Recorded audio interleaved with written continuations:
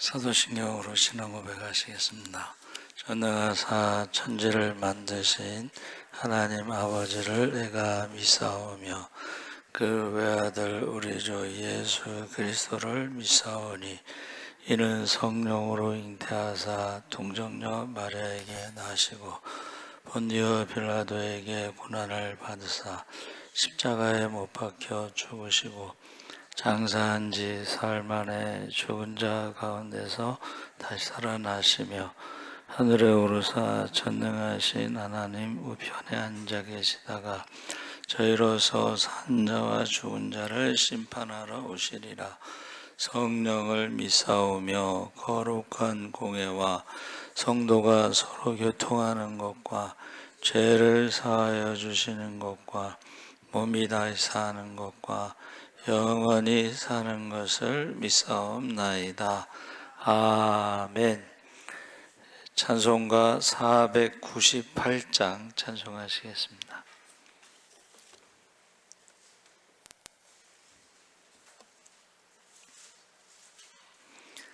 찬송가 498장 찬송하시겠습니다. 저 죽어가는 자 다 구원하고 죽음과 죄에서 건져내며 죄인을 위하여 늘 애통하며 예수의 공로로 구원하네. 저 죽어가는 자 예수를 믿어 그 은혜 힘입어 살겠네. 주 믿지 않는 자 불쌍히 여겨 참 회개할 때를 기다리네. 열심을 다하여 인도해보세. 예수를 믿으면 다 살겠네. 저 죽어가는 자 예수를 믿어 그 은혜 힘입어 다 살겠네. 저 죽어가는 자 구원해내야 우리의 본분을 다하리니. 예수의 구원을 전파할 때에 그 크신 능력을 다 주시네. 저 죽어가는 자 예수를 믿어 그 은혜 힘입어 다 살겠네. 아멘. 하나님 말씀은 누가복음 10장 1절에서 9절까지 함께 읽겠습니다. 109쪽에 있습니다.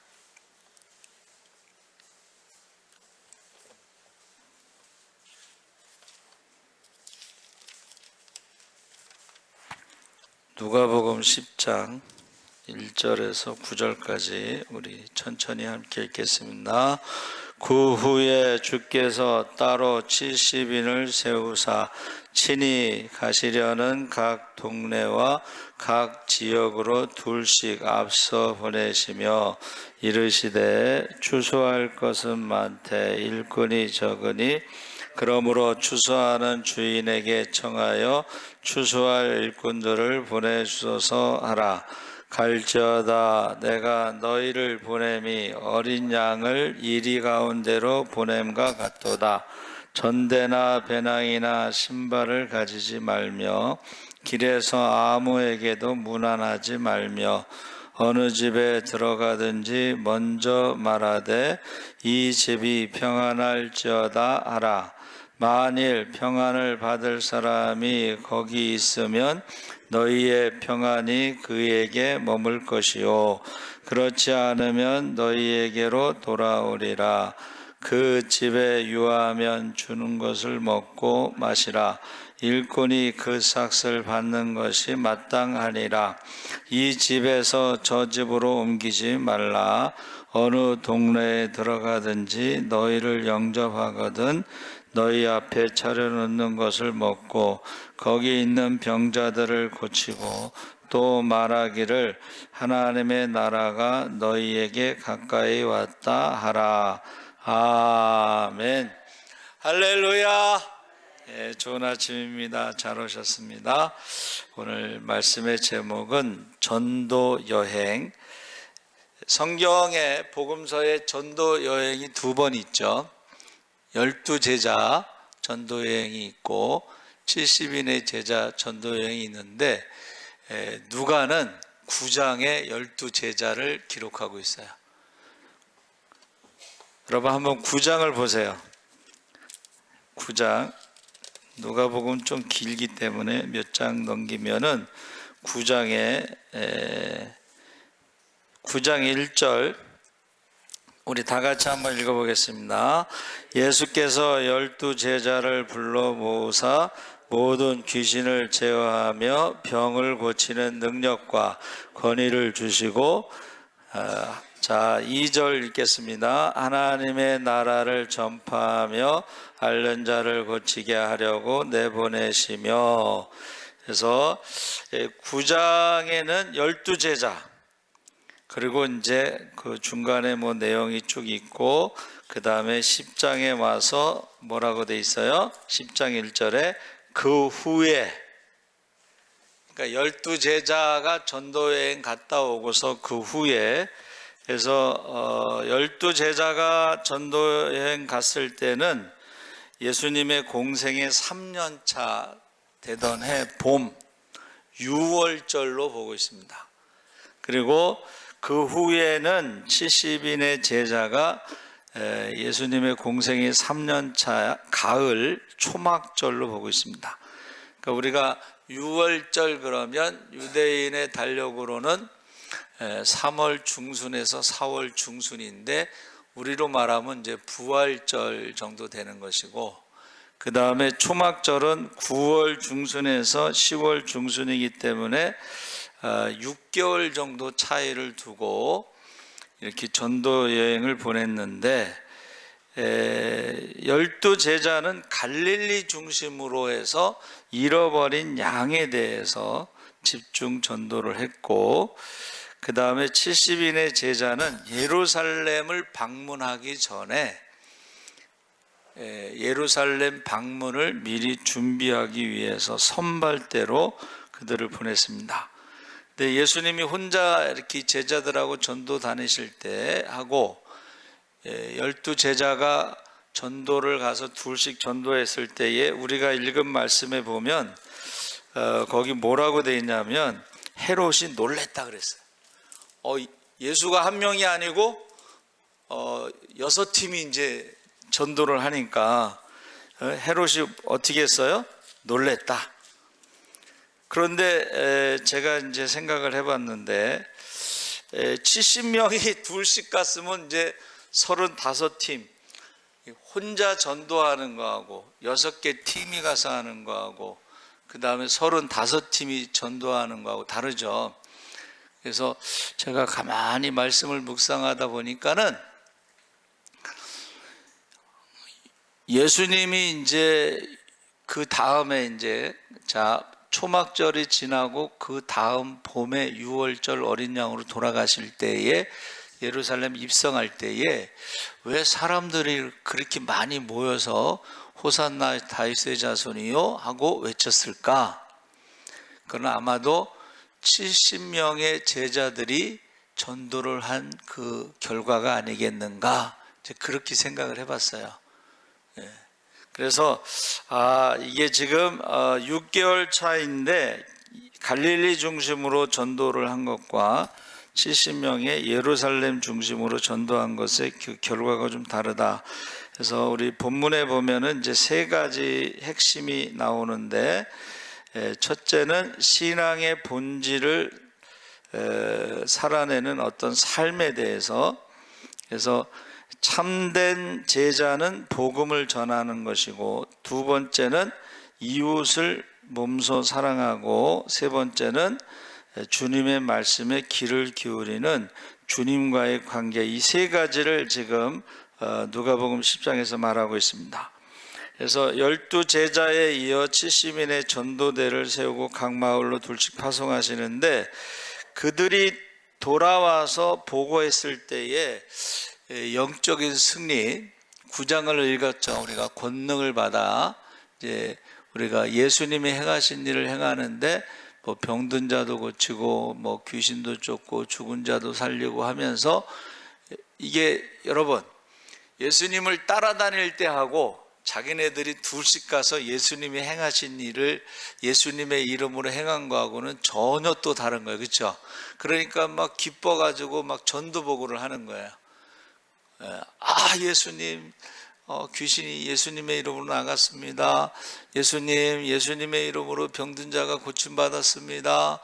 예수님의 이름으로 죽은 자가 살아났습니다. 죽은 자가 살아났는지 아니면 죽을 위기에 있었던 사람이 살아났는지, 그 상황에서 막 이게 전도 보고할 때에 그 분위기가 있습니다. 그래서 저희도 십자군 전도대에서 이제 전도 보고를 해요. 이렇게. 그럼 시간이 엄청나게 많이 길게 가요. 왜? 전부 그거 말하고 싶잖아. 예? 아, 내가 어디를 전도를 나가는데 어떻게 막 이런 거 말하고 싶단 말이에요. 그렇죠? 그때에 예수님이 더 본질적인 기쁨의 이유에 대해서 뭐라고 말씀하셨어요? 10장 20절에 보면, 귀신이 나간 것으로 인하여 기뻐하지 말고 너희 이름이 하나님 나라의 생명책에 기록된 것으로 인하여 기뻐하라. 할렐루야. 사실은 우리의 가장 큰 기쁨은 뭐냐면, 우리가 하나님의 자녀로 생명책에 이름이 기록된 것이 가장 큰 기쁨이에요. 할렐루야. 그래서 어떤 사람이 예수 믿고 나서 이제 자기는 두려울 게 없대. 자기가 하나님의 자녀가 되고 죄와 사망에서 자유함을 얻고 죽음의 문제가 해결됐는데 뭐가 무섭냐 이거지.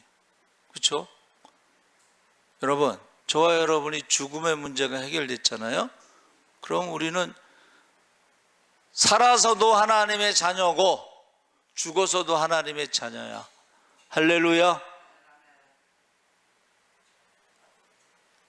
자기는 아무런 더 바랄 것도 없고 욕심도 없고 뭐 두려움도 없고 간증을 하는 거예요. 그러니까 처음에 예수 믿을 때의 그 기쁨, 그것을 말하고 있는 거예요.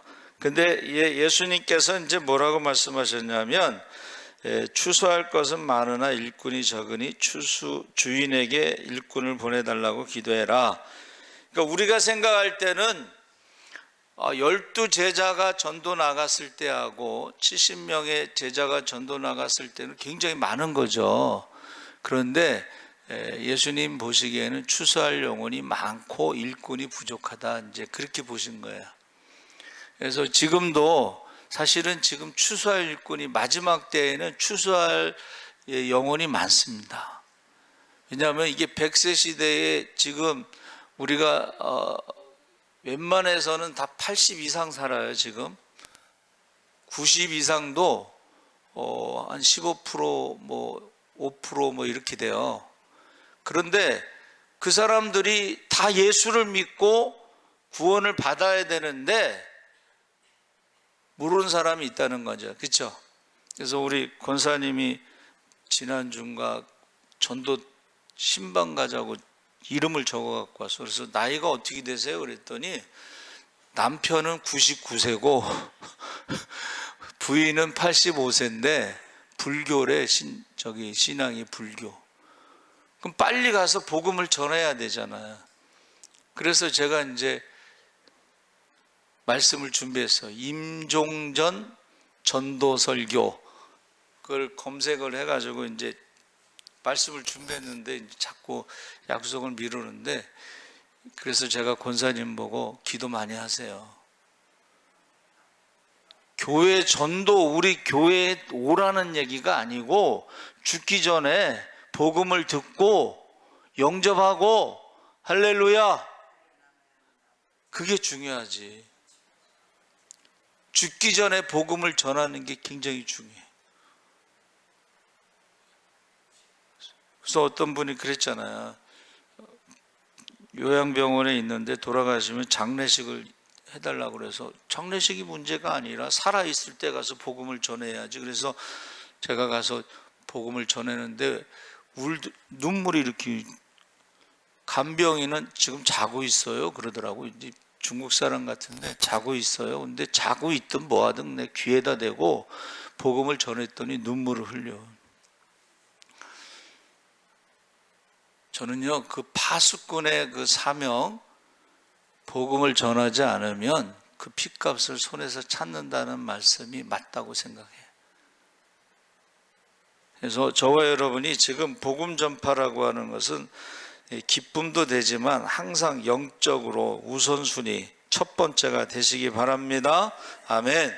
그래서 갈 때에 너희가 거기 전대나 배낭이나 뭐 신발 가지고 가지 말고 무난하지 말라 그랬죠.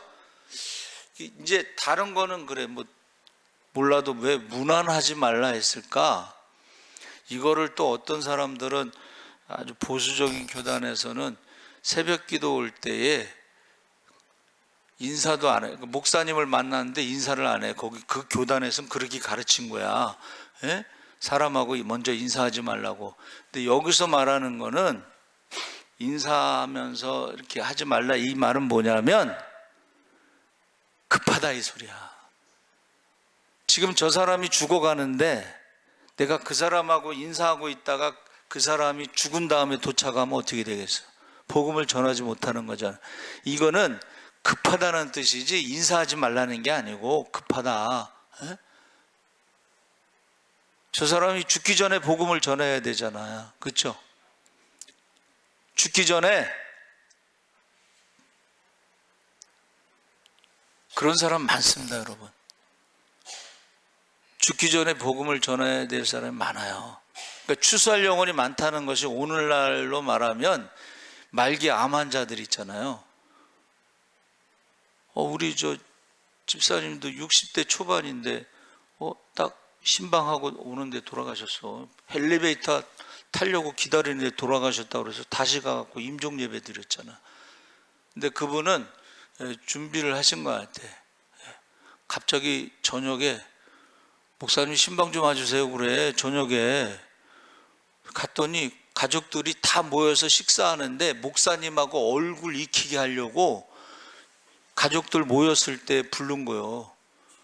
그리고 가족들은 그냥 인사하고 계속 밥 먹고 집사님하고 우리 집사람하고 저하고는 이쪽 방에 가서 예배를 드렸어. 근데 건강해. 근데 좀 이따 돌아가셨어요. 그래서 지금 저와 여러분이요, 우선순위가 죽기 전에 복음을 전하는 거예요. 우선순위가. 그렇죠? 예, 그래서 거기에 전대나 배낭에 신발 무난하지 말라는 것은 시간을 뭐 준비한다고. 여러분, 복음을 전하는데 뭐 준비하고 막 시간을 보내면 안 된다는 거야. 예? 두 번째는 한 율법교사가 누가 내 이웃입니까? 라고 질문을 했을 때에 선한 사마리아 사람 비유를 드셨죠. 이것은 율법의 진정한 정신이 사랑이다. 율법의 한계를 말하는데, 지금 강도받는 자를 보고 있는 그 제사장과 레위인들은 지금 종교적인 의무를 핑계로 정결법, 법을 따지는, 그 사람들이 잘못한 건 아니지만, 그런데 율법의 정신이 뭐냐 이거야. 율법의 정신.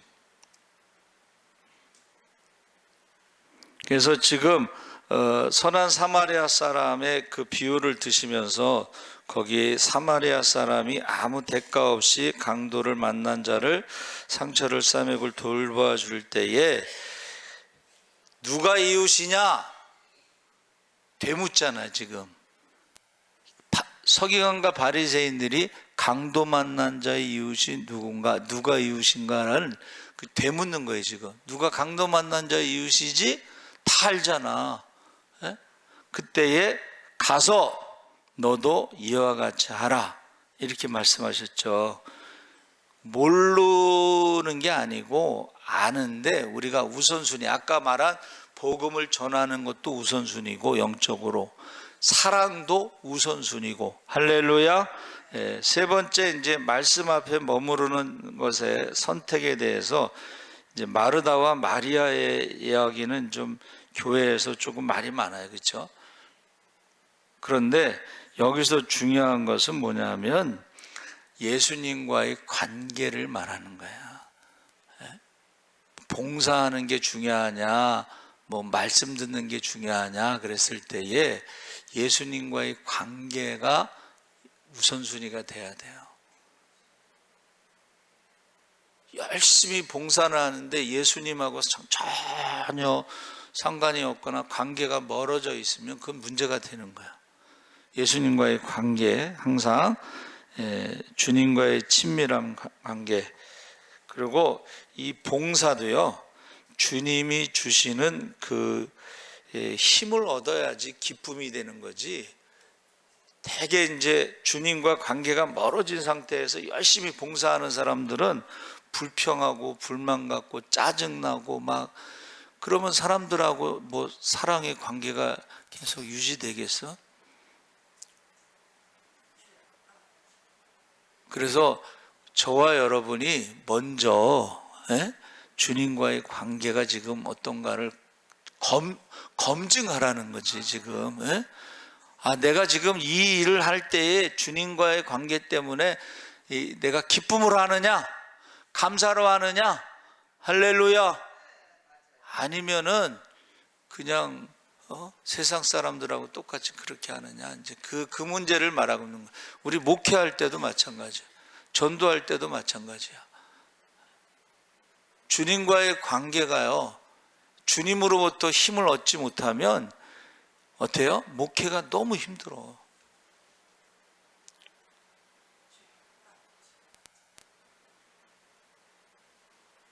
그래서 이 세 가지 질문을 하는 거예요. 지금 나는 구원의 은혜에 진심으로 감사하고 있는가?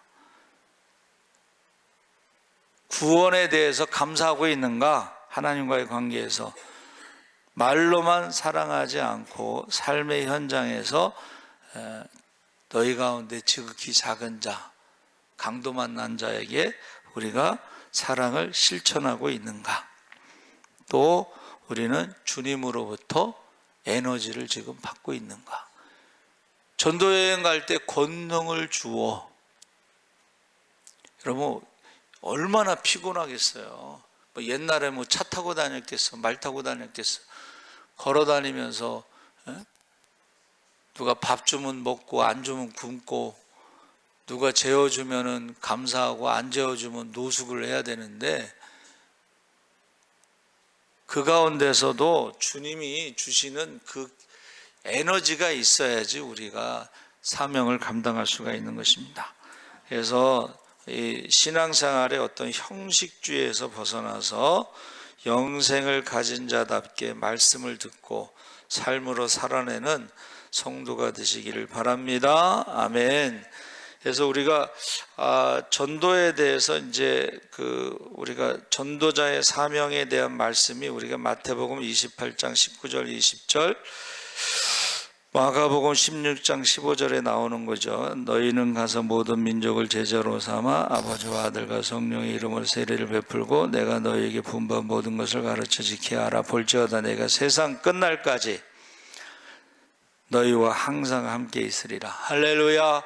예수의 영, 성령이 세상 끝날까지 함께 할 때에 우리가 땅끝까지 복음을 전할 수가 있습니다. 너희는 온 천하에 다니며 만민에게 복음을 전파하라. 사도행전 1장 8절에 성령이 너에게 임하시면 너희가 권능을 받고 예루살렘과 온 유대와 사마리아 땅까지 이르러 내 증인이 되리라. 디모데후서 4장 2절에 때를 얻든지 못 얻든지 말씀을 전파하라. 항상 힘쓰라. 범사에 오래 참음과 가르침으로 경책하며 경계하며 권하라. 그러니까 우리가요, 전도할 때에 이 말씀이 있어야 되는 거예요. 말씀이 있어야지 우리가 전도를 계속할 수가 있어요. 그렇죠? 그래서 제가 개척교회 그 십자군 전도대에 가서 전도하는데 사모님이 이제 전도를 하려고 하니까는 어떻게 해야 되는지 모르는 거야. 그래서 이제 성경을 읽기 시작하는 거야. 특히 복음서를 읽다 보면은 전도를 해야 되는구나, 어떻게 해야 되는구나, 이런 것이 나옵니다. 자, 전도자의 사명에 대해서, 그리고 복음의 핵심, 구원의 길에 대해 전도 대상자에게 우리는 말씀을 전할 때에 요한복음 3장 16절 하나님이 세상을 이처럼 사랑하사 독생자를 주셨으니 이는 그를 믿는 자마다 멸망치 않고 영생을 얻게 하려 하심이라.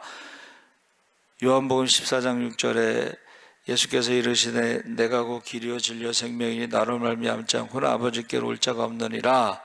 로마서 10장 9절 10절에 내가 만일 내 입으로 예수를 주로 신하며 또 하나님께서 그를 죽은 자 가운데 살리신 것을 내 마음에 믿으면 구원을 받으리라.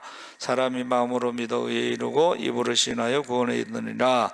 사도행전 16장 31절에 주 예수를 믿으라. 그리하면 너와 내 집이 구원을 받으리라.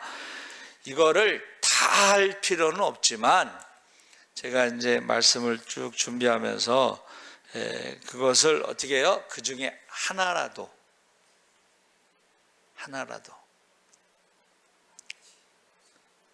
하나님이 당신을 사랑하십니다. 요한복음 3장 16절 한 절이라도 여러분 놀라운 일이 생기는 거예요. 왜? 사랑이란 말을 들어보지 못했는데 교회 갔는데 하나님은 당신을 사랑하십니다. 그 사람이요, 예수 믿고 목사가 됐어요. 그 사람이 누구냐면 아버지가 중이고 엄마가 보살이야. 없는 존재로 살고 한 번도 사랑이란 말을 들어본 적이 없는데 처음으로 들어본 거야. 그래서 제가 지금 여러분들이 관심을 가지면은 이제 이런 말씀들을 찾아볼 수가 있는데, 누가복음 12장 12절에 뭐라고 돼 있어요? 마땅히 할 말을 성령이 곧 그때에 너희에게 가르치시리라. 그러면 그 마땅히 할 말은 대부분 복음서에 예수님이 하신 말씀이기 때문에 우리가 평소에 복음서를 읽으면서 말씀을 묵상하는 거예요. 그때 딱 생각이 나는 거예요. 그래서 저는 이제 처음에 전도 매일 나갈 때 어떻게 했냐면은 사형리를 가지고 전도를 했어요. 사형리의 첫 번째, 하나님은 당신을 사랑하십니다. 하나님은 당신에 대해서 놀라운 계획을 갖고 계십니다. 그런데 왜 하나님이 나를 사랑하는 걸 느끼지 못하는가? 왜 하나님이 놀라운 계획을 모르는가? 죄가 있기 때문입니다. 이 원리, 그렇죠? 죄 때문에, 하나님과 우리 사이에 담이 있기 때문에. 그래서 그 죄의 담을 해결하기 위해서 예수님이 오셨습니다. 그게 다리의 예화예요. 다리의 예화. 그 다음에 이제 영접하는 거예요. 그러니까 우리가, 여러분, 전도하는 방법은 다 달라, 사람마다. 저희 전도 훈련은 제가 다 받아봤거든요. 다 다른데 그 중에 하나 자기 것이 있으면 돼. 우리나라에서 이제 처음에 들어온 것 중에 하나가 전도 폭발인데, 그건 너무 길어. 그거는 미국 사람들이나 그쪽 문화에서는 그게 긴데, 그걸 1시간 동안 울프면은 그거 앉아서 듣고 있을 사람이 어디 있어? 오늘 밤 당신이 죽으면 어디로 가시겠습니까? 시작해서 근데 거기서 딱 우리가 배울 게 뭐냐면 접촉점이에요. 저 사람과 대화를 할 때 접촉점. 그래서 제가 우리나라 사람들이 가장 관심 있는 게 뭐예요? 자녀입니다. 자녀. 그러면 저는 탁, 세상이 너무나 험하기 때문에 자녀들을 위해서 기도하셔야 됩니다. 만약에 자녀들을 위해서 기도하고 싶으면 교회에 와서 기도하시기 바랍니다. 지하 교회에서 월세를 내러 이제 갔어요. 근데 차를 대접하더라고, 딸이. 그래서 제가 기회는 이때다 하고, 딸이 이제 결혼할 때가 된 것 같은데 세상이 험하니까는 어머니 기도 많이 하셔야 됩니다. 기도하고 싶으면 지하 그 건물 이제 어머니한테 지하에 교회 와서 기도하시기 바랍니다. 그랬는데 나중에 전화가 왔어. 그 사모님이 전화가 왔어. 그 어머니가 기도하러 내려오셨대. 할렐루야. 그러니까 씨를 뿌리는. 제가 거기 십자군 전도대로 올해 3개월이 있거든. 3개월. 그럼 씨를 뿌리고 온 거야. 근데 나중에 그 열매를 보면서 전화가 온 거예요. 그래서 여러분 여러분 정말 전도에 관심이 있잖아요. 그러면 내가 제일 잘할 수 있는 것을 가지고 전도하면 돼. 어떤 할머니 권사님은 백김치를 잘 담아가지고 꼭 백김치를 담으면 반쪽을 꼭 전도 대상자 젊은 애기 엄마한테 주는 거야. 맨날 백김치 얻어먹는 거예요. 그러다 보니까 어떻게 해요? 그게 씨를 뿌리는 거예요. 그리고 이제 우리가 관심이 있으신 분은 제가 추천하는 게 이슬비 전도 편지면 거기 대상에 따라 편지 내용이 달라요. 예를 들면 암 환자, 싱글, 50대 중반, 그러면 거기 이슬비 전도 편지가 종류가 많으면 그 중에 그거를 선택하는데 그게 12번 보낼 수가 있어요. 그 작가들이 쓴 거로 아주 좋은 내용들이야. 그러면 내가 직접 말은 못하지만 보낼 수는 있잖아. 그리고 어떻게 해야 되냐면 전도에서 내용이 좀 어떻습니까? 하고 그 사람의 상태를 점검하다가 결정적인 순간에 초대를 하는 거야. 아니면 만나. 그래서 우리가 이제 복음을 전하는 거야. 그 사람들이 준비된 심령이 되는 거야. 죽음에 대해서 관심이 많잖아. 죽으면 끝나는지. 그렇죠? 죽음을 앞두고 있는 사람들은 죽음에 대해 관심이 많습니다. 두려움이 있을 수도 있고. 그때 어떻게 해요? 그러니까 여기서 지금 보세요. 전도팀이 나가서 어떻게 했어요? 병든 자를 위해서 기도하라. 할렐루야. 병든 사람에게 가장 소원이 뭐야? 병 고치는 거잖아. 근데 예수의 이름으로 기도했더니 병이 낫잖아. 할렐루야. 그 사람의 가장 관심 있는 부분에 대해서 우리가 복음을 전하는 거예요. 죽음에 대해서, 자녀들에 대해서 관심이 있다. 또 무슨 문제가 있을 때 관심이 있다. 그러면 그 부분에 대해서 우리가 복음을 전하는 거예요.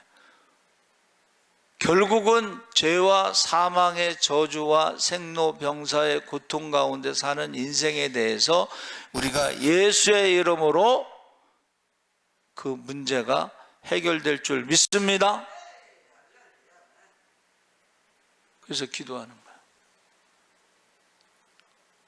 그래서 저는 인생이 전도 여행이다 이렇게 생각하고, 또 설교는 이제 성경 여행이다 해서 성경을 다 푸는데 그거 다 공부하지는 못하더라도 성령이 마땅히 해야 할 말을 주신다고 했는데, 그 마땅히 해야 할 말이 우리 마음판에 새겨주신다고 했는데, 그래서 우리가 말씀을 묵상하고 읽고, 여러분 지금 누가복음 9장하고 누가복음 10장만 읽어봐도 거기 나와요. 그러면서 뭐라 그랬어요? 양을 이리 가운데 보내는 것 같다. 뭐라 그랬어요? 또 그러므로 너희는 뱀처럼 지혜롭고 비둘기처럼 순결하라. 대부분은 복음서에 그 많은 질문에 답이 있어요. 예수님처럼 한 영혼을 품고 기도하시기 바랍니다. 하나님 아버지 감사합니다. 우리 인생은 잠시 있다 사라지는 안개와 같다고 했습니다. 이슬과 같다고 그랬습니다. 많은 사람들이 죄와 사망의 저주 가운데 살아가고 있습니다. 생로병사의 고통 가운데 살아가고 있습니다. 불쌍히 여겨주시고 주님의 마음으로 우선순위가 먼저 그의 나라와 그 일을 구할 때에 영혼 구원이 우선순위가 되게 하여 주시옵소서. 그러면 구하지 않은 것도 다 주실 줄 믿습니다. 감사하며